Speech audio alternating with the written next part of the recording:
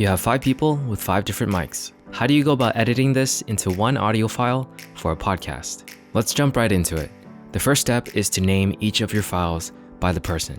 If you're on a Mac, you can easily do this by hitting the space bar when you have the file highlighted. Listen for who's talking, hit space, and then rename it.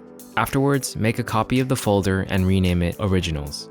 When we edit audio, it's destructive for the most part, so it's best to keep the original files just in case. Next, open Adobe Audition. This is the DAW I use, but most of these tools can be found on different DAWs as well. Import the audio files. It'll take some time to load all of them. I'll have this here as an indication of what keys I'm pressing.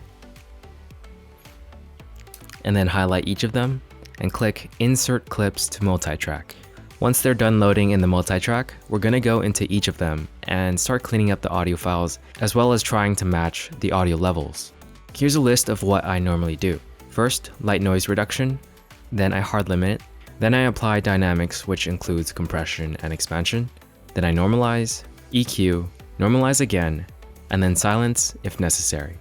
Also, if the file is in stereo, make sure to make it mono.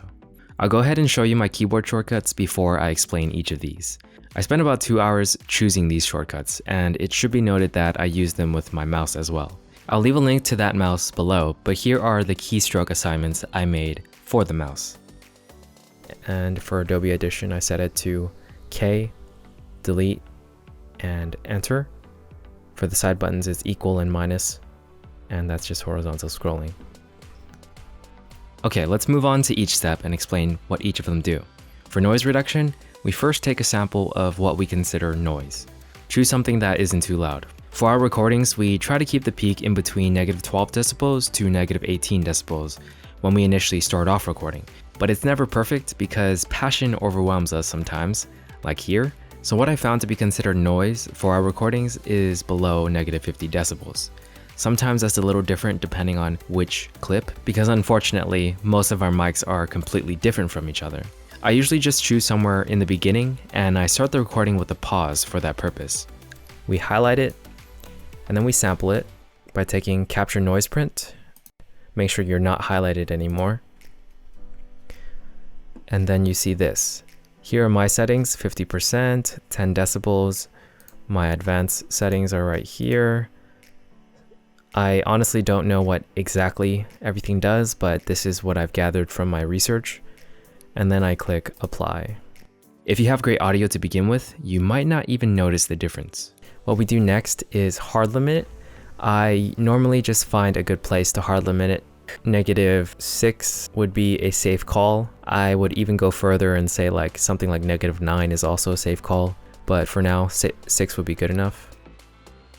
Also, if you have not set up the keyboards, you can find these in effects, basically. You can find everything in effects or favorites. But everything I will be doing will be using keyboard shortcuts. You'll be able to see it here. The next tool is Apply Dynamics, which is essentially a 3-in-1 tool with a compressor, autogate, and expander. The autogate will only let audio through if it's louder than a certain decibel. For our audio settings, -45 decibels seems like a safe choice, but again, it really depends on how you recorded your audio and each person, so adjust to what you hear. For compression, I look for the main audio peaks and I compress there at a ratio of 3. For instance, what I did just now was I highlighted and clicked Shift S, and it just brings me into what I highlighted. Shortcuts will save your life. Okay, so in this section, you can see that this is sort of where the main audio is, and even if we compressed the main audio just by a little bit, it's not going to destroy the audio at all. The next tool is the expander, which is like the autogate, but instead of completely silencing audio below the threshold, it divides it by a ratio. So it's sort of a safer version of the autogate. I tend to make the expander a bit above the autogate and keep the ratio smaller, like around 2 or 3. The point of the expander and autogate is to get rid of as much mic bleed as possible. If you don't use it at all, when you normalize, you'll be increasing the gain on the entire file, which includes the mic bleed, and when you have 4 other people talking, it's definitely noticeable. Next, normalize to -3 decibels. If you've adapted my shortcuts, then you can do this with a click of a button. Just remember to actually use the keyboard shortcuts, it will save you a lot of time in the long run. Next is EQ. We have yet to fully implement this into everyone's files. I've only experimented with it occasionally, and honestly, if you're listening with headphones and believe your audio sounds good, then you don't really have to EQ. I've heard from a tutorial that EQ is to audio what color grading is to film. EQing would actually change if we paired up the person with a different mic the next week, for instance. I'm personally training right now using an app called Heil EQ I got for $6, but until I have a better grasp on it, I won't talk extensively about this. I will, however, link you guys to this article by Larry Jordan, who has given suggestions on the male and female voice. Of course, every voice is different, so I highly recommend you actually take the time to understand it. But he suggests these settings for the male voice and these settings for the female voice. After you EQ, just make sure things are leveled by normalizing or limiting, and that should be good. What I found as a good level is to have the peaks at -3 decibels at the current moment. But of course, if you see that the peaks are too high compared to where the main voice is, you're gonna have to either hard limit more or compress a little bit more. So that's the end of the list for one person's audio file, and you'll be doing this for basically each person. You can switch between the multitrack and each file pretty quickly if you use my shortcuts by just clicking F.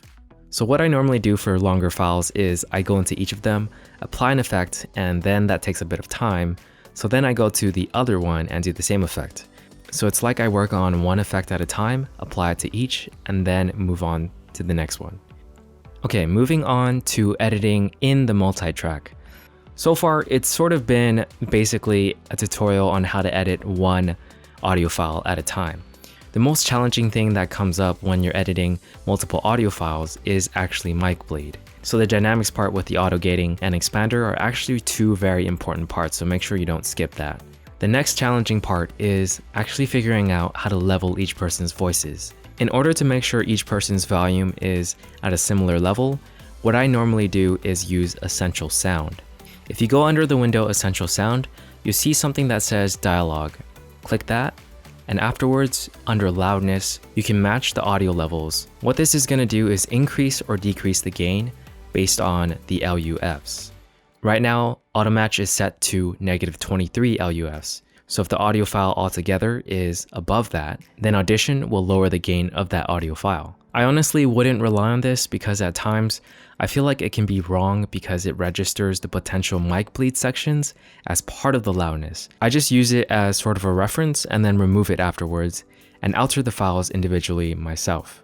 So if I saw that one of them was a bit lower than the rest of them, then I'll try to match that one by going into the file, either compressing or hard limiting, and then bringing up the levels. After you match each person's levels, create a mixdown of the entire session. I created a shortcut for this, but you can go over to Multitrack and do it there too.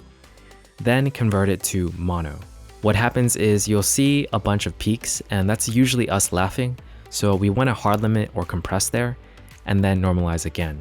You can check the loudness levels using this window called Match Loudness. Simply drop the mixdown file in there and see what it says. For mono, we're aiming for about -19 LUFs, but for us personally, we just go for -20 LUFs since it's just a little bit easier to manage. Usually we don't get it in the first try, and then we have to go back and change just a few things. The reason we don't use the match loudness button itself is because all it does is applies a hard limiter and then increase the gain of the entire track. Sometimes that ends up making the audio sound worse. In most cases, what needs to be done is somebody's audio file was softer than the rest. You can actually see it in the waveform most of the time. It's better to bring that person's audio file up than it is the entire thing. Also, if you're doing an audio-only podcast without video, then you can go into shortened silences by going into Diagnosis, Shortened Silences preset. I go for below -45 decibels as silence, and then Scan, and then Delete. This can actually increase the LUFs very slightly. Once you make the adjustments, we have ourselves a podcast audio file ready to be uploaded. The final step is to save as an MP3. And that's the entire process we have so far. Of course, there's always more to learn, and I'm looking into how to use buses and whatnot, but this is the process I adapted after editing for 20+ 5-hour nights for the podcast over a couple months. Hopefully you guys got something from this. If you did, consider liking the video. It really does help a lot. And also, if you're not subscribed to the channel, be sure to do that to get more videos like this one. You can also comment below if you have any questions or want me to address something I've missed. Thanks for watching. I'll see you guys in the next one.